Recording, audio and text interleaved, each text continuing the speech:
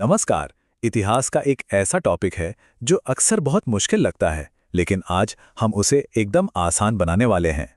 जी हाँ, आज हम 16 महाजनपदों और उनकी राजधानियों को कुछ ऐसी मजेदार ट्रिक से याद करेंगे कि आप उन्हें फिर कभी भूलेंगे ही नहीं। तो सबसे पहला राज्य है अंग। अंग मतलब शरीर का कोई भी हिस्सा।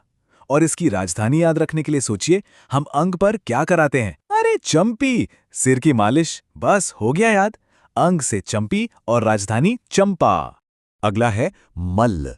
मल का मतलब होता है पहलवान, जो क्या करते हैं? कुश्ती। कुश्ती से तुरंत दिमाग में आता है कुशीनगर। और कुश्ती में सबसे जरूरी क्या होता है?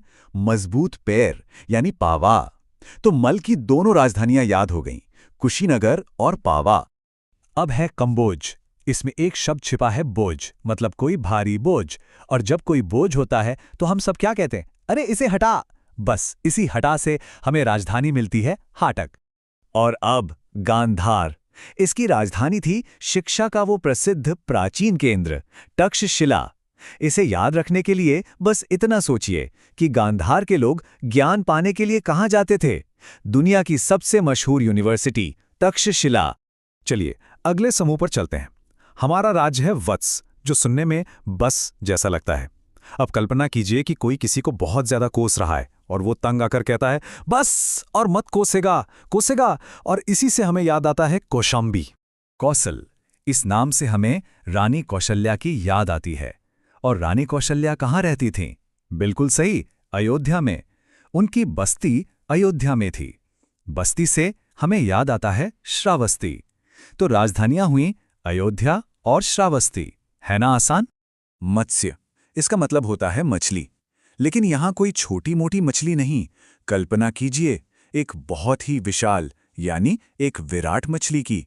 और बस यहीं से हमें इसकी राजधानी मिल जाती है, विराटनगर। चेदी, ये सुनने में छेद जैसा लगता है ना? और किसी भी चीज में छेद करने के लिए क्या चाहिए? अरे भाई, शक्ति चाहिए, बहुत सारी शक्ति। और इसी शक्ति से हमें राजधानी याद आती है, शक्तिमती। हमारा अगला राज्य है अवंती।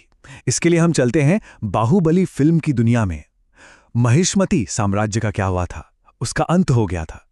उसका अंत हो गया, अब अंत हो गया, अब अंत। अवंती। और एक राजधानी तो महिष्मती थी ही। अब बात करते हैं अश्मक की, जो दक्षिण भारत का एकमात्र महाजनपद था। अश्मक सुनने में अश्व जैसा लगता है, मतलब घोड़ा। तो बस एक घोड़े की कल्पना कीजिए, जिसकी पीठ पर एक पोटली बंधी है। अश्व और पोटली, इससे हमें राजधानी पोटली याद हो जाती है। शूरसेन, इसमें शब्द है सूर। और सूर का संगीत कैसा होता है? मधुर होता है। और मधुर से हमें तुरंत भारत का एक प्रसिद्ध शहर याद आता है, मथुरा। अब आता है सबसे शक्तिशाली महाजनपद, मगध। मगध के मग को पकड़ लीजिए। सोचिए, एक मग हाथ से छूट के गिर गया। कहाँ गिरा? घर में, यानी गृह में। तो मग गिर गया से बना गिरिव्रज, और गृह से बना राजगृह। चलिए अब अंतिम 4 राज्यों की ओर बढ़ते हैं। पहला है काशी। और ये तो शायद सबसे आसान है। काशी का नाम हमेशा उसकी प्रसिद्ध राजधानी वाराणसी के साथ ही लिया जाता है।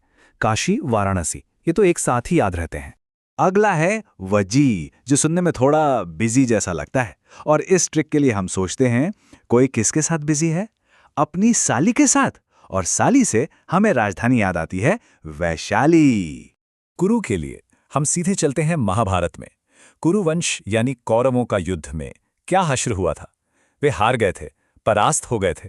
और परास्त से हमें सीधी राजधानी मिलती है, इंद्रप्रस्थ। और आखिर में पांचाल। पांचाल से हमें याद आती हैं पांचाली, यानी द्रौपदी। कहते हैं उनके पास एक कंबल था, जिससे हमें याद आता है काम्पिल्य। और वे पांचों भाई एक ही छत्र के नीचे रहते थे, जिससे याद आता है अहिच्छत्र। और चलिए एक रैपिड फायर करते हैं। अंग पर चंपी तो राजधानी चंपा। मल्ल युद्ध में कुश्ती तो कुशीनगर। बोझ को हटा तो कंबोज की हाटक। बस कितना कोसेगा तो वत्स की कौशांबी। मछली विराट तो मत्स्य की विराटनगर। छेद के लिए शक्ति तो चेदी की शक्तिमती। अश्व पर पोटली तो अश्मक की पोटली। और हाँ, मगध, मगध का मग गिर गया तो राजधानी गिरिब्रज। देखिए सब याद हो गया ना? तो अब एक छोटा सा टेस्ट हो जाए।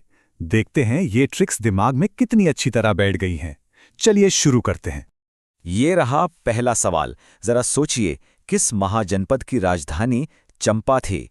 चंपा शब्द किस ट्रिक से जुड़ा था, याद कीजिए। बिल्कुल सही, वो था अंग महाजनपद, क्योंकि हम अपने अंग पर चंपी करते हैं।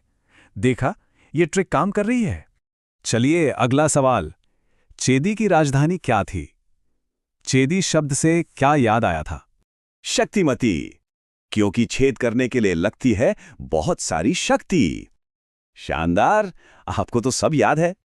अच्छा, अब एक बोनस फैक्ट। ये राजधानी के बारे में तो नहीं है, लेकिन जानना बहुत जरूरी है। क्या किसी को पता है कि अश्मक महाजनपद किस नदी के किनारे बसा था? इसका जवाब है गोदावरी नदी। और सबसे खास बात यह है कि अश्मक दक्षिण भारत में स्थित अकेला महाजनपद था। ये एक बहुत ही महत्वपूर्ण जानकारी है, इसे भी अच्छे से याद रखिएगा। तो आज हमने क्या सीखा?